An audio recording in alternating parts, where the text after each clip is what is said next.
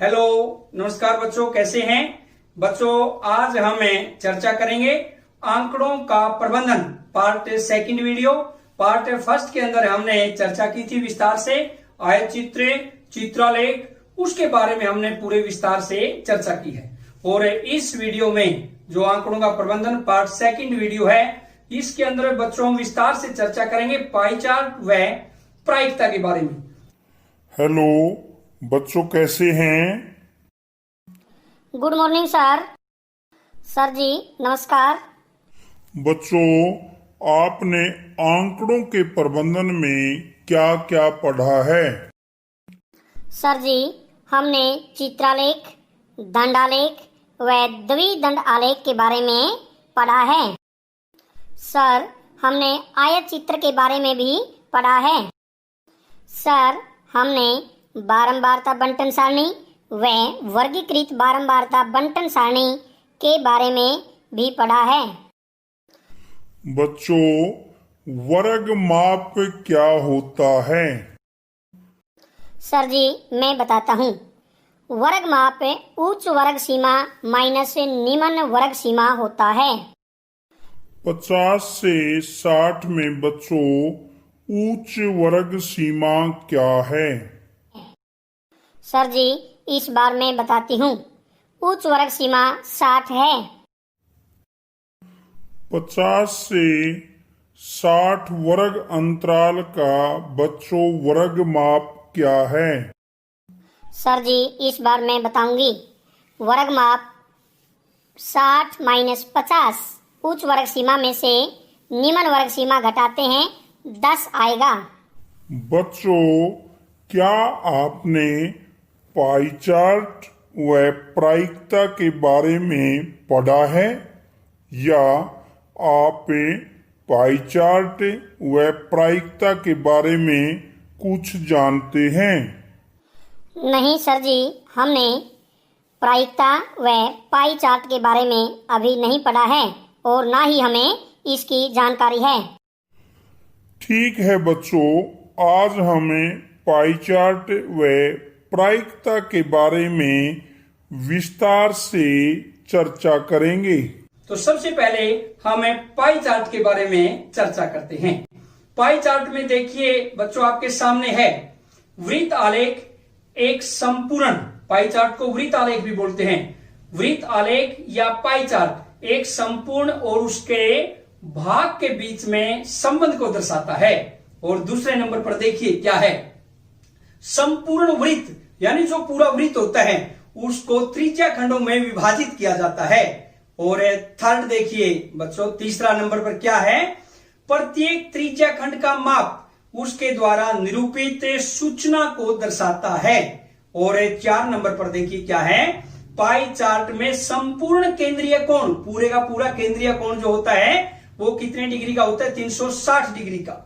और 5वें नंबर पर देखिए क्या है, अगर हमने किसी का भी केंद्रीय कोण निकालना है, कोई मद है, कोई वस्तु है, उसका केंद्रीय कोण निकालेंगे, वस्तु का स्वयं का भाग और बटा में कुल भागों का योग और गुणा में 360 डिग्री। इस प्रकार से हमें उस वस्तु का क्या निकाल सकते हैं, केंद्रीय कोण। और अब आपके सामने देखिए क्या है, पाई चार्ट आप देख रहे हैं सामने, और मद दी हुई है सारी की सारी, A B C D E, ऐसे मद दी हुई है, अलग अलग कलर है मदों के।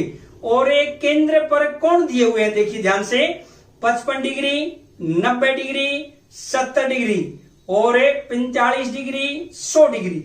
ऐसे कुल मिलाकर केंद्रीय कोण जो है वो संपूर्ण कितना हो जाता है, 360 डिग्री का यहां पर संपूर्ण केंद्रीय कोण है पाई चार्ट में। अब बच्चों हम एक पाई चार्ट देखते हैं कि कैसे बनता है, इसकी रचना कैसे होती है। सोने की क्रिया में व्यतीत किए गए घंटों में त्रिज्या खंड का अनुपातिक भाग, यानी एक बच्चा है वो सोता भी है, खेलता भी है, अन्य क्रियाएं भी करता है, स्कूल में भी जाता है, उसका हम एक पाई चार्ट का निर्माण करेंगे।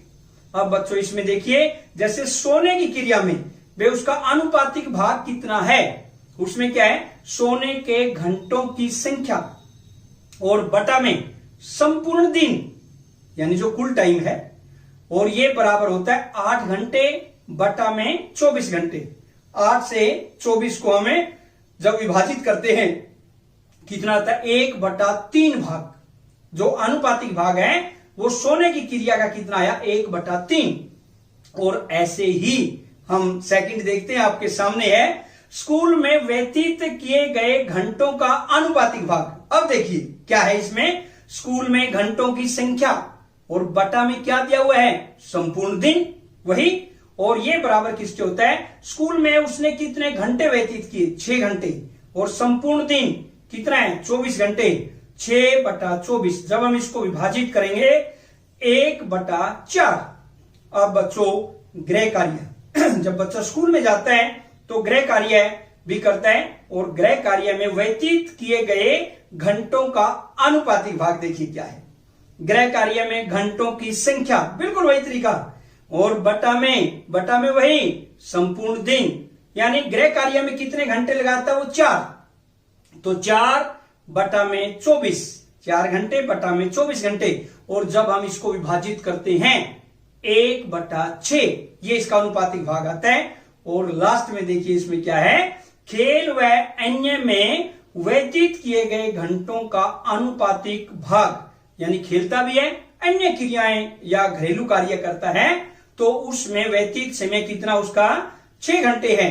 तो हम कैसे निकालेंगे इसमें, बटा में वही संपूर्ण दिन 6 घंटे बटा में 24 घंटे, और ये आएगा बच्चों 1/4। अब देखिए यहां पर आपके सामने है बच्चे ने सोने का समय अलग व्यतीत किया 8 घंटे, स्कूल में 6 घंटे गया, गृह कार्य में 4 घंटे लगाए, खेल व अन्य में 6 घंटे लगाए, और हमने उनका अनुपातिक भाग निकाल दिया 1/3, 1/4, 1/6, 1/4। और उसको पाई चार्ट में कैसे दर्शाते हैं, अब देखिए आपके सामने है बच्चे द्वारा व्यतीत समय। जो पाई चार्ट दर्शाएंगे, सोने का कलर अलग दिखाई दे रहा है आपको, गृह कार्य का कलर अलग दिखाई दे रहा है, स्कूल का कलर अलग दिखाई दे रहा है, खेल व अन्य का कलर अलग से दिखाई दे रहा है। इस प्रकार से हम एक पाई चार्ट का निर्माण कर सकते हैं। और अब बच्चों जो इस पर पाई चार्ट में केंद्रीय कोण होता है वो 360 डिग्री का ही होता है। एक हम अन्य एग्जांपल देख, बच्चों हमारे सामने एक सारणी दी हुई है। यह सारणी व्यक्तियों के एक समूह द्वारा पसंद किए जाने वाले रंगों को दर्शाती है। इन आंकड़ों को एक पाई चार्ट द्वारा प्रदर्शित कीजिए। हमने आंकड़े जो हमारे सामने है इनसे एक पाई चार्ट बनाना है। जैसे रंग दिए हुए हैं नीला, हरा, लाल, पीला, संख्या 18, 9, 6, 3 व्यक्तियों की संख्या ये, और योग यानी टोटल इनका 36, यानी कुल व्यक्तियों की संख्या 36 दी हुई है। अब सबसे पहले हम केंद्रीय कोण निकालेंगे एक पाई चार्ट बनाने के लिए। सबसे पहले नीले रंग का हम केंद्रीय कोण ज्ञात करते हैं। नीले रंग में जो पसंद करते हैं नीले रंग को, व्यक्तियों की संख्या 18 है, कुल व्यक्ति 36 है, तो हम क्या करेंगे 18 भाग में 36 और गुणा में 360 डिग्री। यहां से जब हमें 36 को 360 से काटेंगे 10 पर 36 धाया 360, 10 और 18 180 डिग्री। ऐसे ही हमें हरे रंग का भी केंद्रीय कोण ज्ञात करेंगे। जैसे 9 भाग में 36 गुणा में 360, यानी 9/36 भी कह सकते हैं, 1/4, और 360 को जब 4 से भाग देंगे तो कितना आएगा बच्चों 90 डिग्री। अब ऐसे ही हमें लाल रंग का भी केंद्रीय कोण ज्ञात करेंगे। 6 भाग में 36 गुणा में 360 डिग्री, तो 6/36 6 यानी 60 डिग्री लाल रंग का केंद्रीय कोण आएगा। अब ऐसे ही पीले रंग का भी हमें केंद्रीय कोण ज्ञात करेंगे। 3 भाग में 36 गुणा में 360 डिग्री, या 36 को 10 पर 360 चलेगा ना, 36 धाया 360, 10 गुणा 3 30 डिग्री, यानी हम ये कह सकते हैं पीले रंग का केंद्रीय कोण है 30 डिग्री। अब बच्चों हमने सभी रंगों का केंद्रीय कोण ज्ञात कर लिया। नीले रंग का 180 डिग्री, हरे रंग का 90 डिग्री, लाल रंग का 60 डिग्री, पीले रंग का 30 डिग्री। और जब हम संपूर्ण केंद्रीय कोण की बात करते हैं, यानी टोटल बच्चों क्या आएगा, सारे के सारे जब कोणों का योग करेंगे 180 + 90 + 60 + 30, यानी हम ये कह सकते हैं 360 डिग्री संपूर्ण केंद्रीय कोण। अब हम एक पाई चार्ट का निर्माण करेंगे क्योंकि हमारे पास प्रत्येक रंग का केंद्रीय कोण है।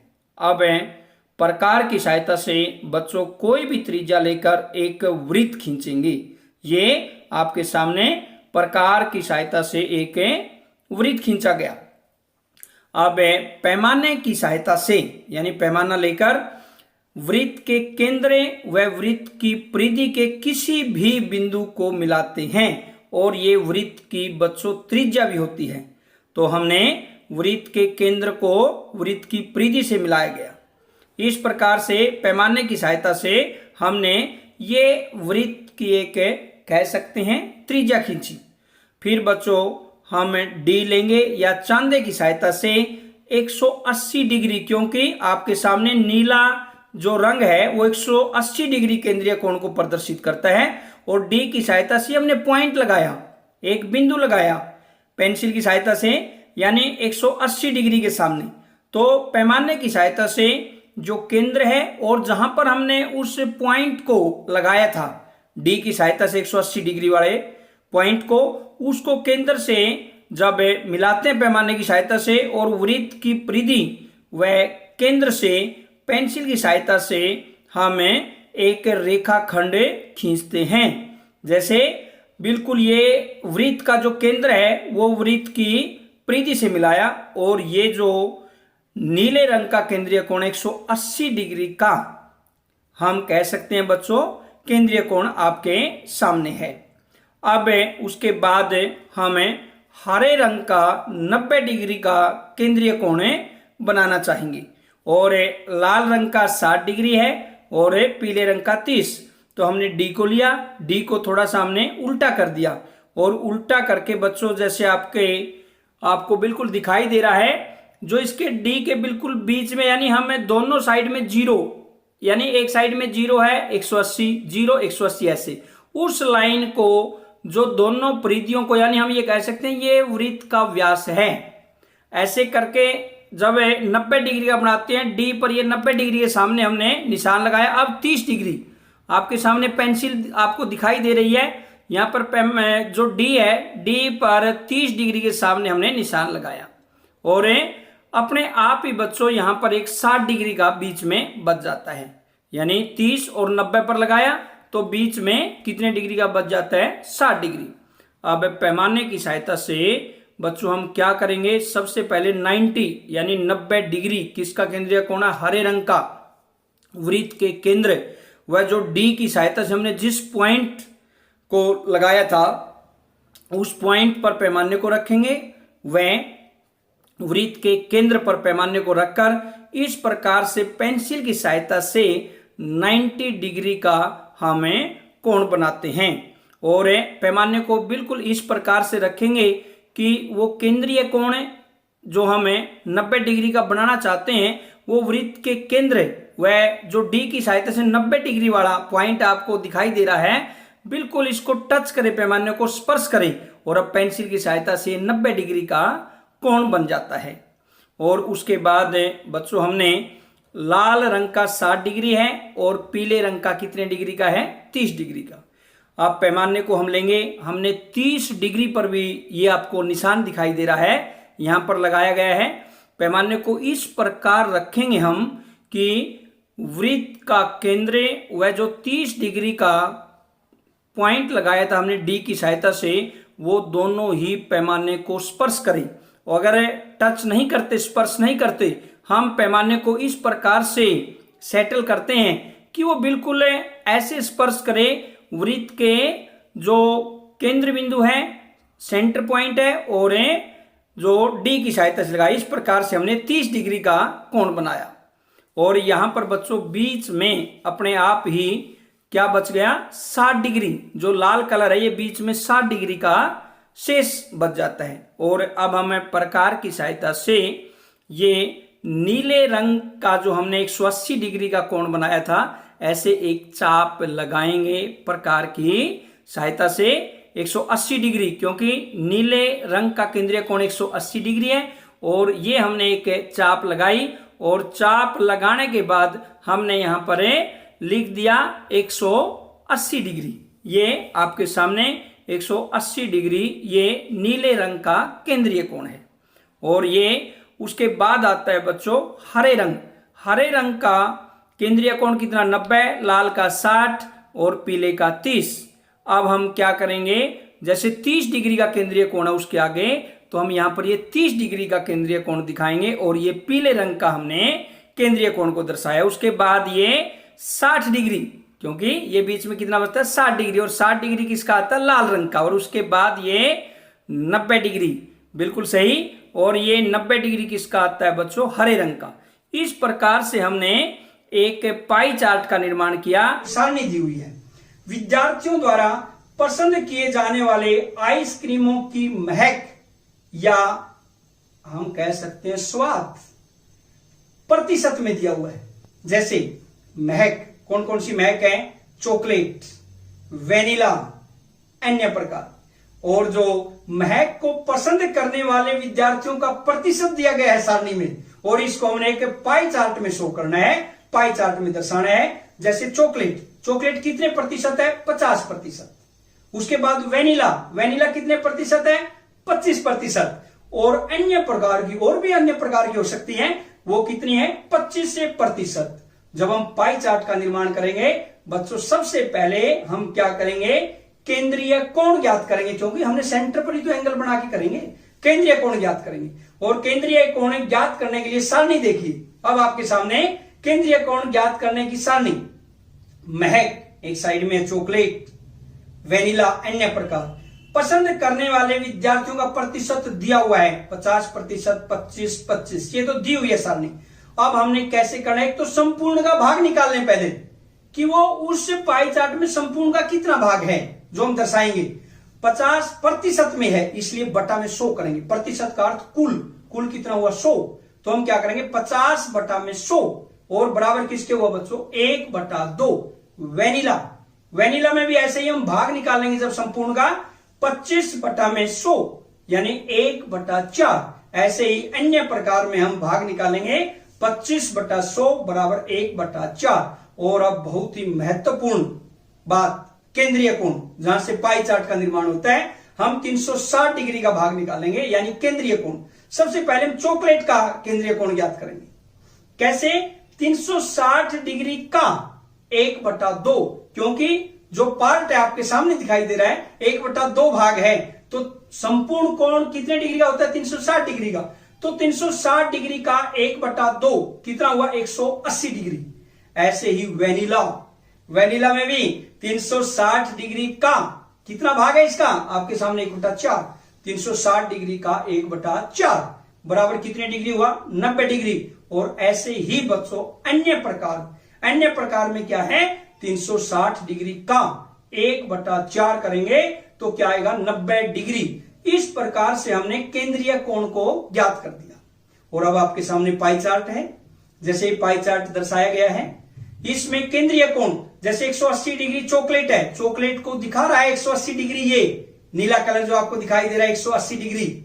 ऐसे ही जब हम वेनिला की बात करते हैं 90 डिग्री। और इस पाई चार्ट के नीचे देखिए आप, पाई चार्ट के नीचे कलर दिखाई दे रहे हैं आपको, हाँ ये नीचे कलर है, चॉकलेट कलर ऐसे 180 डिग्री में है, और ऐसे ही vanilla, vanilla colour 90 degree pie chart में जो दर्शाया गया है, और अन्य प्रकार भी 90 डिग्री है, 90 डिग्री है, उसको हमने पाई चार्ट में दर्शा दिया। इस प्रकार से हमने एक पाई चार्ट का निर्माण किया जिसमें अलग अलग प्रकार की महक वाली जो आइसक्रीम थी वो दी हुई थी। और बच्चों अब हम बहुत ही इंटरेस्टिंग टॉपिक पर चर्चा करेंगे, प्रायिकता क्या होती है।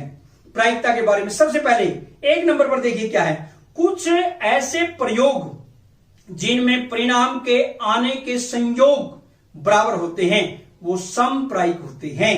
क्या होते हैं वो समप्रायिक, जिनमें बराबर होते हैं। जैसे मान लीजिए 1 रुपए का सिक्के का हम टॉस करते हैं, हेड आएगा या टेल आएगा, इसका मतलब ये समप्रायिक है, यानी हेड भी आ सकता है टेल भी आ सकता है, मीन्स ये समप्रायिक है। दूसरे नंबर पर देखिए क्या है, एक यादृच्छ प्रयोग वह प्रयोग है जिनमें परिणामों की ठीक ठीक भविष्यवाणी पहले से नहीं की जा सकती। जैसे मान लीजिए एक थैले में गेंद है, लाल कलर है, नीला है, हरा है, पीला है। अगर उसमें बिना देखे उस थैले में हाथ मार के ऐसे कोई गेंद निकालते हैं तो वो रैंडमली हुआ, यादृच्छिक हुआ, पता नहीं लाल आएगी, पीली आएगी, नीली आएगी, हरी आएगी, हमें पता ही नहीं है, उसे हम कहते हैं यादृच्छिक, यानी रैंडमली, ऐसे ही। और एक घटना की जब हमने प्रायिकता निकालनी है तो एक घटना की प्रायिकता कैसे निकालते हैं? वो होता है घटना को बनाने वाले परिणामों की संख्या और बटा में प्रयोग के परिणामों की कुल संख्या। बच्चों एक बात का ध्यान रखना अपने, यदि हमने कहीं पर भी प्रायिकता निकालनी है और ये ऊपर अनुकूल परिणाम आएगा, नीचे क्या आएगा? कुल परिणाम, यानी अनुकूल परिणाम फेवरेबल और बटा में कुल परिणाम, और नीचे आपको दिखाई दे रहा है ये समप्रायिक होने चाहिए। क्या होने चाहिए? समप्रायिक। और अब हमें चर्चा करते हैं बच्चों। आपको जैसे देखा भी है, ये सिक्का है, कॉइन सिक्का, ये आपको दिखाई दे रहा है, ये हेड अशोक स्तंभ का निशान है जो, ये आपको दिखाई दे रहा है। क्या है ये? हेड यानी चित्त, और अपोजिट साइड, इसकी दूसरी साइड ऐसे, ये क्या है? पट या टेल। ये क्या है? पट या टेल। अब बच्चों हमने इस सिक्के की, यानी कि इसमें हेड और टेल की प्रायिकता ज्ञात करनी है। और जब भी हमें इसकी प्रायिकता निकालते हैं उससे पहले इसके कुल परिणाम क्या हो सकते हैं? 2 हो सकते हैं। कुल परिणाम क्या होंगे बच्चों? इसके 2 हो सकते हैं, क्योंकि या तो हेड आएगा या टेल, और तो कुछ आ ही नहीं सकता। टॉस कर रहा हूं, ये टॉस किया और ये आपको दिखाई दे रहा है आपके सामने हेड आ गया, यानी हम प्रायिकता चित्त की ज्ञात करेंगे, यानी हेड की प्रायिकता निकालेंगे। तो कैसे निकालेंगे? अनुकूल परिणाम बटा में कुल परिणाम। और अनुकूल परिणाम कितने हैं बच्चों इसमें? हेड की, यानी प्रायिकता किसकी? हेड या चित्त की। अनुकूल परिणाम कितने हैं? 1, यानी 1 आया, और बटा में कुल परिणाम कितने हैं? 2। इसका अर्थ क्या हुआ कि 1/2, यानी प्रायिकता चित्त की क्या आएगी? 1/2, बटा में कुल परिणाम आएंगे। और ऐसे ही मैं दोबारा से अब टॉस करता हूं एक बार फिर, ऐसे ये टॉस किया, और ये अब आपके सामने देखिए टेल, यानी हम कह सकते हैं पट। इसकी प्रायिकता ज्ञात करते हैं। बिल्कुल वही तरीका, पट की प्रायिकता क्या होगी? अनुकूल परिणाम बटा में कुल परिणाम। कुल तो 2 ही हो सकते हैं, हेड या टेल, और तो नहीं हो सकता कोई भी। यानी प्रायिकता पट क्या आएगी? 1/2। ये थी सिक्के की प्रायिकता, चाहे हमने चित्त की निकालनी है या हमें पट की निकालना चाहते हैं, तो किसी भी प्रकार की प्रायिकता ज्ञात कर सकते हैं। अब बच्चों पासा देखा है, पासे में देखिए ऐसे, जैसे ये 1 दिखाई दे रहा है, ये 3 है, 2 है, ये 5 है, और यहां पर देखिए 4 है, और ये बच्चों 6 है।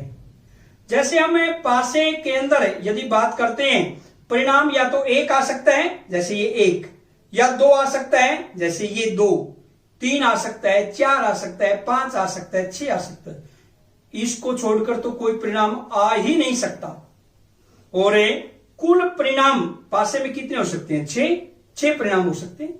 अब जब हम सांप सीढ़ी या लूडो खेलते हैं तो उसमें क्या करते हैं?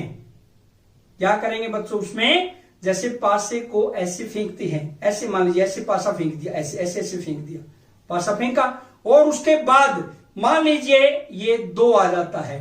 क्या आ जाता है? 2 आपके सामने है। क्या है? 2। इसकी प्रायिकता ज्ञात करनी है, पासे की प्रायिकता ज्ञात करेंगे। 2 अंक आने की प्रायिकता, अनुकूल परिणाम बटा में कुल परिणाम। अनुकूल कितने हुए? 2 अंक आने की क्या है? अनुकूल यानी फेवरेबल 1 ही है, अनुकूल परिणाम 1, और कुल परिणाम अभी हमने किए थे, आपके सामने है 6। तो इसका अर्थ है 2 अंक आने की प्रायिकता पासे में कितनी हुई? 1/6। और अब दोबारा से हम पासे को ऐसे करके फेंकते हैं जब हम देखते हैं इसमें पासे में, जैसे ये फेंका और इसमें ये आ जाता है, मान लीजिए 6 अंक, 6, प्रायिकता 6 अंक आने की क्या होगी? अनुकूल परिणाम बटा में कुल परिणाम, और अनुकूल परिणाम कितने हैं यानी 6 अंक आने की प्रायिकता क्या है? 1, यानी 1 बटा में 6, यानी पासे में 6 अंक आने की प्रायिकता 1 बटा में 6। और अब बच्चों ताश की गड्डी, आपने ताश को देखा होगा, बड़े अच्छे से देखा है। ये ताश की गड्डी है आपके सामने, ऐसे अलग अलग प्रकार के ये ताश हैं, जैसे ये आपको दिखाई दे रहे हैं। एक ताश की गड्डी में 52 ताश के पत्ते होते हैं। कितने पत्ते होते हैं? 52। और इसमें बच्चों आपको दिखाई दे रहे हैं आपके सामने 4 कलर होते हैं, हुक्म, ईंट, पान, चिड़ी। ये नीचे आपको जो दिखाई दे रहे हैं 4 कलर है, हुक्म, ईंट, पान, चिड़ी। और इन चारों कलर में जो आपको दिखाई दे रहे हैं, इस कलर में अगर हमें 52 पत्ते हैं कुल ताश की गड्डी में, इसको हम यदि अच्छी प्रकार से ताश की गड्डी को फेंटते हैं, ताश की गड्डी को अच्छी प्रकार से फेंटते हैं, ऐसे मान लीजिए ऐसे फेंट दिया हमने, ये फेंक के हमने पत्ता निकाला, मान लीजिए क्या निकलता देखते हैं, यस, हुक्म का बादशाह। तो हुक्म का बादशाह आने की प्रायिकता क्या है ये निकालनी है। ताश की गड्डी में कुल पत्तों की संख्या कितनी है? 52। और हुक्म का बादशाह इन 52 पत्तों में कितने हुक्म के बाद से? 1, यानी अनुकूल परिणाम कितना हुआ? 1। और कुल परिणाम बच्चों कितना है? 52। कुल परिणाम कितना है? 52। तो हमें प्रायिकता हुक्म का बादशाह की कैसे निकालेंगे? 1 बटा में 52। अब दोबारा से, ये तो हमने ऊपर से लिया था ताश का पत्ता, ऐसे दोबारा से हमने गड्डी को फिर से फेंट दिया। और फेंटने के बाद अब हम नीचे से कोई पत्ता निकाल के देखते हैं ताश का पत्ता, जैसे ये पान की बेगम। और ये पान की बेगम की प्रायिकता हमने ज्ञात करनी है। बिल्कुल वही तरीका, पान की बेगम की जब हम प्रायिकता ज्ञात करेंगे, अनुकूल परिणाम बटा में कुल परिणाम। और अनुकूल परिणाम, इस 52 ताश के पत्तों में कितने पान की बेगम है? 1। अनुकूल परिणाम तो 1 हुआ। और कुल ताश के पत्ते कितने हैं? 52। तो प्रायिकता पान की बेगम की कितनी हुई बच्चों? 1 बटा में 52। ये था आपका प्रायिकता के बारे में हमने विस्तार से चर्चा की। और अगर बच्चों आपने वीडियो को बिल्कुल ध्यान से देखा है तो आप इन प्रश्नों को स्वयं बड़े अच्छे ढंग से कर पाएंगे। आपके सामने है, एक विशेष दिन किसी बेकरी की दुकान में विभिन्न वस्तुओं की बिक्री रुपयों में दी गई है। किसमें दी गई है? रुपयों में। और नीचे सारणी दी हुई है, जैसे ब्रेड, फ्रूट, पेस्ट्री, अन्य योग। जैसे ब्रेड है, ब्रेड में कितने? 320 रुपए प्रयोग किए। फिर फ्रूट में 80 रुपए रुपयों में है। पेस्ट्री में 160 रुपए। और बिस्कुट में कितने हैं? 120 रुपए। और बच्चों अन्य पर उसने जो खर्च किए, चाहे वो नमकीन पे किए कहीं पर भी, या कोल्ड ड्रिंक्स ली, कुछ भी लिया, उस पर कितने हैं? 40 रुपए। और कुल योग जो टोटल आया कितना आता है? 720 रुपए। इन आंकड़ों के लिए एक पाई चार्ट बनाइए। आपने इन आंकड़ों से एक पाई चार्ट का निर्माण करना है। प्रश्न नंबर 2 आपके सामने है, जब एक पासे को फेंका जाता है तब प्रत्येक घटना से प्राप्त परिणामों को लिखिए। हमने जो भी घटना घटी है उससे हमने परिणामों को लिखना है। एक अभाज्य संख्या, ए पार्ट, एक अभाज्य संख्या, और बी पार्ट में 5 से बड़ी एक संख्या की प्रायिकता ज्ञात करनी है। और अब बच्चों आपने इन दोनों प्रश्नों को स्वयं बड़े अच्छे ढंग से कॉपी पर करना है। बच्चों आपको क्या पाई चार्ट व प्रायिकता के बारे में समझ में आया? और क्या आप इन प्रश्नों को स्वयं हल कर पाएंगे? सर जी, आज पाई चार्ट बड़े ही अच्छे ढंग से हमें समझ में आया है। सर जी, प्रायिकता भी बड़े ही अच्छे ढंग से समझ में आई। सर जी, ये जो आपने प्रश्न स्वयं में करने के लिए कहा है, पाई चार्ट व प्रायिकता के प्रश्न हम बड़े ही आराम से हल कर पाएंगे। आज की वीडियो में इतना ही। जय हिंद, जय भारत।